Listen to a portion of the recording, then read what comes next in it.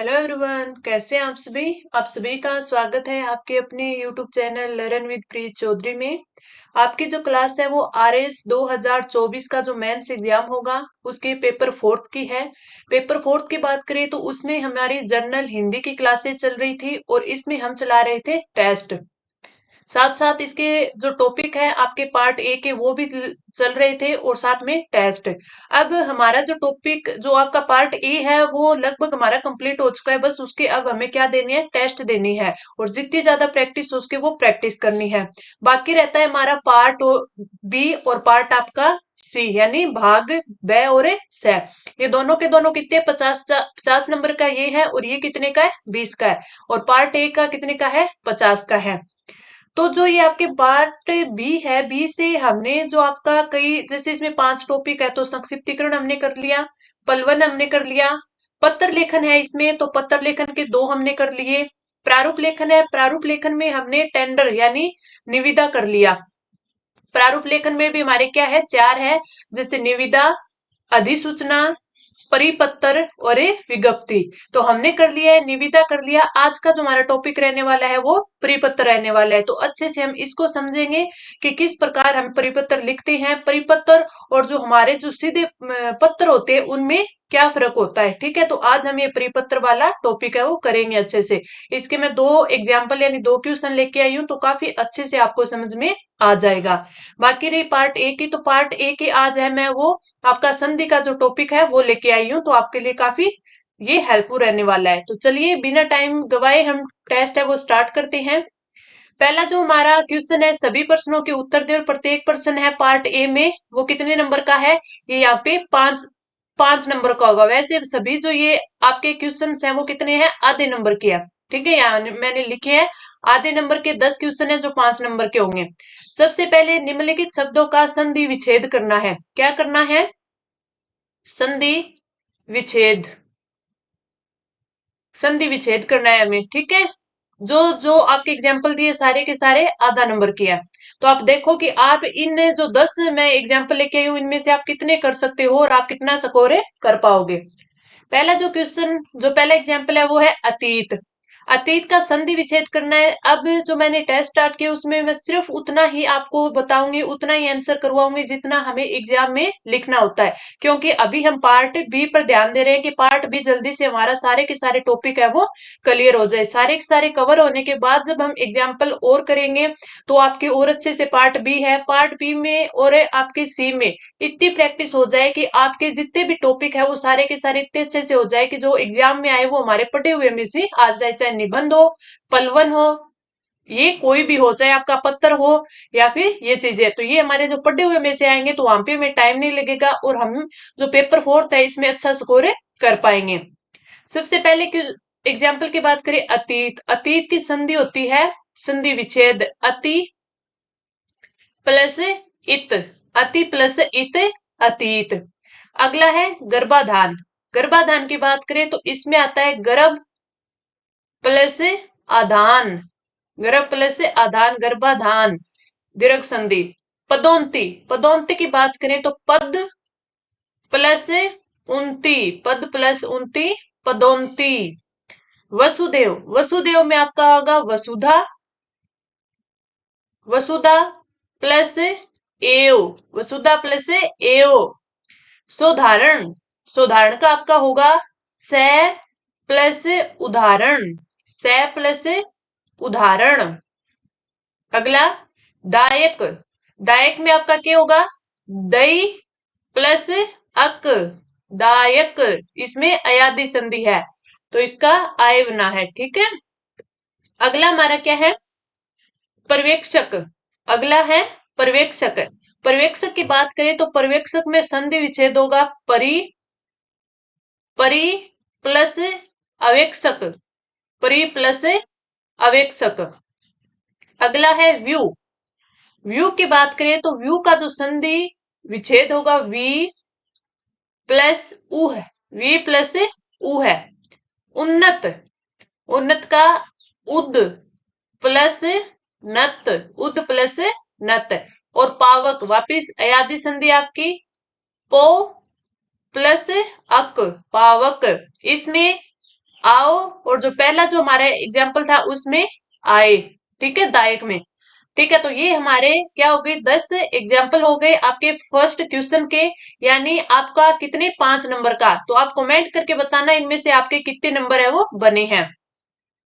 अगला हमारा जो क्वेश्चन है वो आता है, संधि करनी है हमें, संधि विच्छेद दिया हुआ है और हमें क्या करनी है, संधि। सबसे पहले में दिया गया विरह प्लस अनल। विरह प्लस अनल का क्या होगा, विरानल। इसका क्या होगा, वीरहानल, वीरानल। ये हमारा संधि हो गया। अगला मृत्यु प्लस उपरांत, तो इसका हो गया मृत्युप्रांत, मृत्युप्रांत। मृत्यु प्लस उपरांत, मृत्युप्रांत। अवसर प्लस उचित, अवसर प्लस उचित की बात करें तो इसका हो गया अवसरोचित, अवसरोचित।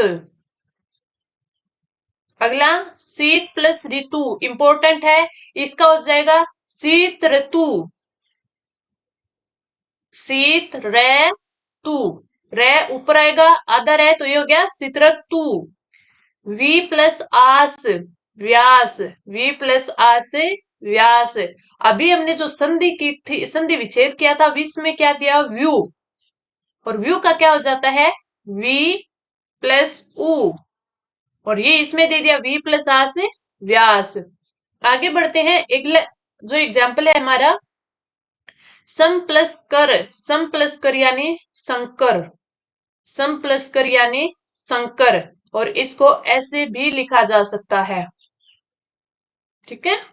अगला गति प्लस अनुसार, गति प्लस अनुसार यानी गत्य अनुसार, गत्य अनुसार। तड़ित प्लस चालक, तड़ित प्लस चालक, तड़ित चालक। तड़ी, दो च, एक आधा, एक पूरा, चालक। ठीक है। अगला हमारा जो क्वेश्चन है वो आता है, उद प्लस हरित। उद प्लस हरित, मैंने जब संधि करवाई थी तब बताया था कि द के आगे अगर है आता है तो उसका क्या बन जाता है, उसका बन जाता है द। क्या बन जाता है, द। तो इसकी अगर उद प्लस हरित की बात करें तो इसका क्या बन जाएगा, उद्धृत, धृत, उद्धृत। ठीक है। अगला है सर प्लस जय, सर प्लस जय यानी सरोज, कमल का पर्यायवाची सरोज। तो ये हमारे 10 क्वेश्चन ये संधि के हो गए, 10 संधि विच्छेद के हो गए। और इनमें ये दोनों के दोनों हैं कितने, 5-5 नंबर के थे। यानी पहला पार्ट हमारा आज 10 नंबर का था। अब हम बढ़ते हैं हमारे अगले पार्ट बी पर। क्यों, क्योंकि अब मैं जो टेस्ट ले रही हूँ ना, इनमें मैं पार्ट बी पे ज्यादा फोकस कर रही हूँ, क्योंकि जल्दी जल्दी मैं इसके जो पांचों के पांचों टॉपिक आपको, संक्षिप्तीकरण, पलवन, आपके पत्र लेखन जिसमें 4 है, आपके सामान्य कार्यालय पत्र, कार्यालय आदेश, अर्थशास्त्रीय और अनुस्मारक। फिर आपका प्रारूप लेखन आता है जिसमें आपके अधिसूचना, आपका टेंडर यानी निविदा, आपके परिपत्र और विज्ञप्ति। और आपका जो 5वां है वो है अनुवाद। एक चीज आपने गौर की होगी कि मैं आपको सिलेबस है वो बार बार रिपीट करवाती हूँ। क्यों, क्योंकि आपको पता होना चाहिए कि आपके सिलेबस में क्या क्या चीजें हैं, एक्स्ट्रा आपको नहीं पढ़नी। और जो भी चीज हमें, एक चीज है कि जब आरएस का हमारा एक जो सिलेबस होता है वो हमें अच्छे से याद हो जाए तो बहुत अच्छे से हम उसे कवर कर पाते हैं। ठीक है, इसलिए मैं बार बार बोलती हूँ कि हाँ ये टॉपिक हमारे है सिलेबस में और ये हमने कर लिए हैं। पार्ट बी, पार्ट बी आज ये हमारे 20 नंबर का है जिसमें हमारा 2 क्वेश्चन रहने वाले हैं। दोनों ही किसके हैं, परिपत्र के हैं। दोनों ही क्वेश्चन किसके हैं, परिपत्र के हैं। मैं 2 के हिसाब से आपको आज प्रैक्टिस करवाऊंगी। दोनों 10-10 नंबर के हैं। पहले की बात करते हैं, वित्त सचिव राजस्थान सरकार की ओर समस्त विभागों को राजकीय व्यय में मितव्ययता अपनाने हेतु परिपत्र जारी कीजिए। अब क्वेश्चन हमने पढ़ लिया, लेकिन एक चीज हमारे समझ में नहीं आई, वो क्या कि ये परिपत्र होता क्या है। परिपत्र है वो होता क्या है, एक सेकंड रुको, मैं इसको नीचे कर लेती हूँ। हमें सबसे पहले देखना है कि परिपत्र है वो होता क्या है। हमें लिखने से पहले ये पता होना चाहिए कि वो चीज होती क्या है। जैसे हमने टेंडर के बारे में पढ़ा तो इसमें हमने देखा कि जो टेंडर है वो होता क्या है। ठीक है, परिपत्र की बात करें तो जब कोई भी कार्यालय में, कोई भी कार्यालय में जो सामान्य जो कार्यालय पत्र होता है, सामान्य कार्यालय पत्र होता है, या फिर कोई ज्ञापन हो गया, ठीक है, या फिर कोई आदेश पत्र हो गया, आदेश पत्र हो गया। इन सबको जब एक साथ कई सारे विभागों में, एक साथ कई सारे विभागों में भेजना होता है, ठीक है, या फिर मान लीजिए अपने ही जो कार्यालय है उसके जो अधीनस्थ कार्यालय है उनको एक साथ भेजना होता है, तो उस जो भेजे जाने वाला जो पत्र होता है उसे क्या बोलते हैं, परिपत्र बोलते हैं। यानी परिपत्र का क्या काम क्या है कि हमें एक साथ है वो बहुत सारे विभागों को, कार्यालयों को ये चीजें भेज सकते हैं, पत्र भेज सकते हैं। यानी हम एक साथ अगर हमें 100 कार्यालयों को भेजना हो तो वो क्या होता है, परिपत्र होता है। तो मान के चलिए कि कोई भी कार्यालय पत्र, कोई ज्ञापन, कोई आदेश पत्र है, वो हमें एक साथ हमारे सारे के सारे विभागों में भेजना है। जैसे ये मैंने क्या क्वेश्चन दिया कि वित्त सचिव राजस्थान सरकार की ओर से समस्त विभागों को, यानी जो वित्त विभाग है उसकी तरफ से सभी विभाग, जितने भी राजस्थान सरकार में विभाग है उन सबको ये पत्र है वो भेजा जाना है। उसी प्रकार मान लीजिए कोई अपना कार्यालय है, ठीक है, उसके नीचे कोई भी सब डिविजनल ऑफिस है, ठीक है, डिविजनल ऑफिस है, तो कोई एक ऑफिस अपने डिविजनल, अपने सब डिविजनल, इन सभी को जो पत्र लिखना चाहता है, पत्र भेजना चाहता है, ठीक है, तो उसको क्या बोलते हैं, उसको बोलते हैं परिपत्र। अब आपको समझ में आ गया परिपत्र क्या चीज है। तो ये लिखने का जो तरीका होगा लगभग आपके पत्र के जो कार्यालय पत्र जो हमने अनुस्मारक हमने देखे थे वैसे ही होगा। तो अब इसको हमें पढ़ते हैं कि हमने क्या लिखा है। देखिए, वित्त सचिव राजस्थान सरकार की ओर से समस्त विभागों को राजकीय व्यय में मितव्ययता अपनाने हेतु परिपत्र जारी कीजिए। परिपत्र में होता है क्या, सबसे पहले वही आपको सरकार का नाम यानी विभाग का नाम लिखना है जो हम लिख रहे हैं। अब इसने बोला है ना वित्त सचिव राजस्थान सरकार की ओर, तो राजस्थान सरकार की, तो राजस्थान सरकार लिख दिया, वित्त विभाग लिख दिया, ठीक है, आय व्यय के अनुभाग। अब यहाँ पर अगर होता कि कृषि विभाग केंद्र सरकार तो ऊपर लिख देते केंद्र सरकार, यहाँ पे कृषि विभाग आ जाता, ये आ जाता। कोई विशेष बोल देता कि आप कोई जैसे किसी कार्यालय का नाम दे देता कि आप उस कार्यालय से हो और अपने जो अधीनस्थ जितने भी है उनको करना है, तो वो आ जाता। वो नीचे मैंने एक एग्जांपल लिया है उस हिसाब से, ठीक है, तो वो लिख देते। तो हमें वित्त सचिव बनकर अपने समस्त जितने भी अंडर में जितने विभाग आते हैं, अधीनस्थ विभाग आते हैं, उनको लिखना है, ठीक है। तो ये आ गया इसमें ये चीज है कि समस्त विभाग, इसमें जरूरी नहीं कि अपने अधीनस्थ हो, यानी इसको पूरे के पूरे राजस्थान में जितने भी डिपार्टमेंट है उन सबको लिखना है। तो सबसे पहले यहाँ पे क्रमांक आएगा, आपका क्रमांक पत्र इतना हो गया, वित्त विभाग हो गया, आय व्यय हो गया, ईयर हो गई, आपका जयपुर हो गया, ये आपके कितने नंबर वो लेटर है वो हो गया। इस साइड दिनांक लिखी जाती है, हो गया। यहाँ पे हम क्या लिखेंगे कि ये परिपत्र है तो परिपत्र लिख दिया। सब्जेक्ट लिखेंगे हम कि किस सब्जेक्ट के लिए हमें लिखना चाहते हैं, कि राजकीय व्यय में मितव्ययता अपनाने हेतु लिखना चाहता है। यहाँ पे हम महोदय लिख सकते हैं, क्यों, क्योंकि हम जितने भी आपके जो विभाग है उनको लिख रहे हैं, तो ये रिस्पेक्टेड शब्द। आगे हम क्या लिखेंगे कि राज्य में स्वास्थ्य क्षेत्र को देखते हुए शासन द्वारा राजकीय व्यय में मितव्ययता अपनाने के उद्देश्य से यह परिपत्र जारी किया जा रहा है। निम्नलिखित निर्णय तुरंत प्रभाव से अग्रिम आदेश तक प्रभावी रहेंगे। इसका कहने का मतलब क्या था कि स्वास्थ्य क्षेत्र में मान लीजिए कोई गंभीर बीमारी हो जाए, उस टाइप से आपको दे दे कि हाँ इस बीमारी को देखते हुए जो स्वास्थ्य क्षेत्र में है वो इतने ज्यादा जो हो रहा है, आपका खर्चा हो रहा है, तो उस खर्च को कहीं तो कहीं अपने इसका समावेश करेंगे, तो अपन ये और जो कोई भी खर्चे हैं उनको कम कर देते हैं, यानी जो भी मितव्ययता है उसको कम करते हैं।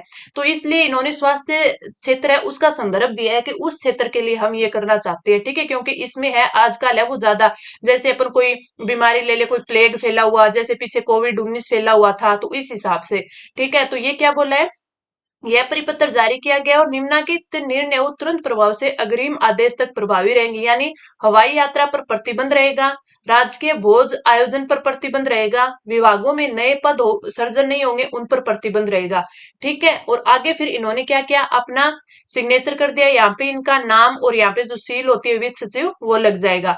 वही चीज यहाँ पे है कि इन्होंने जो पत्र क्रमांक था वो लिख दिया और आगे यहाँ पे क्या लिखा है, इन्होंने डेट लगा दी, ठीक है। आगे हम देखें प्रतिलिपि। प्रतिलिपि जरूरी होती है देनी, क्योंकि इससे ये पता चलता है कि हम किस किस विभाग को ये दे रही है। अब हमें पता है कि समस्त विभागों को देना है, तो इन समस्त विभागों का एक बार हमें नीचे ब्यौरा देना होता है। तो प्रतिलिपि सूचनार्थ एवं आवश्यक कार्यवाही हेतु, ठीक है, समस्त शासन सचिव राजस्थान, समस्त संभागीय आयुक्त राजस्थान, समस्त जिला कलेक्टर राजस्थान, ठीक है, और एक रक्षित पत्रावली हो गई। यहाँ पे वही हो गई, साइन हो गए, नाम हो गया और वित्त सचिव यहाँ पे वो सील होगी। तो ये चीज था हमारा परिपत्र। कुछ हद तक मेरे को लगता है कि आपको समझ में आ गया ये, ठीक है, कि हमें परिपत्र है उसका फॉर्मेट बनाना समझ में आ गया कि आपको फॉर्मेट है वो कैसे बनेगा, किस किस प्रकार है।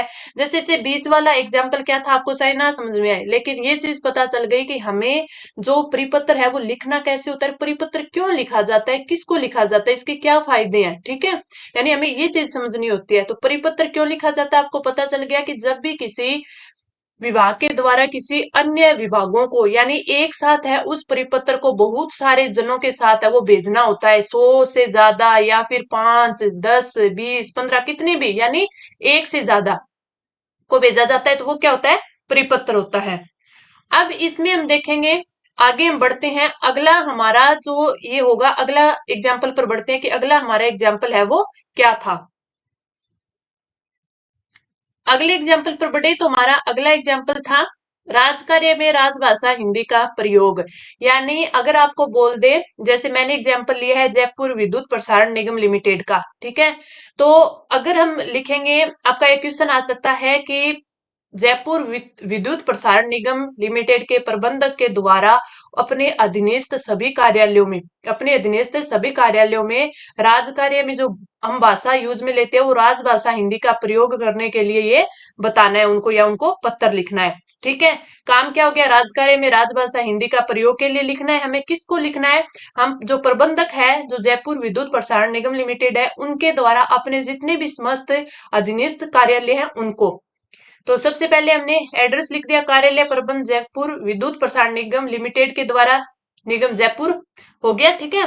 फिर यहाँ पे क्रमांक पत्र आ गया, इतने नंबर ये हो गया, जयपुर विद्युत प्रसारण निगम हो गया, ईयर हो गई, कितने से कितने लेटर है। अब यहाँ से देखिए 10 से 62, 10 से 62 यानी 52 कार्यालयों को यह पत्र है लिखा जाएगा, ठीक है। यहाँ पे डेट लिख दी हमने, फिर आगे यहाँ पे परिपत्र लिख दिया हमने। अब यहाँ पे दे दिया क्योंकि हमें अपने ही समस्त जितने भी जो अधीनस्थ कार्यालय थे तो उनका लिखना है, यानी अधीक्षण यानी अधिशांशी यानी एससी और एक्सियन, उनको ये लेटर लिखना है।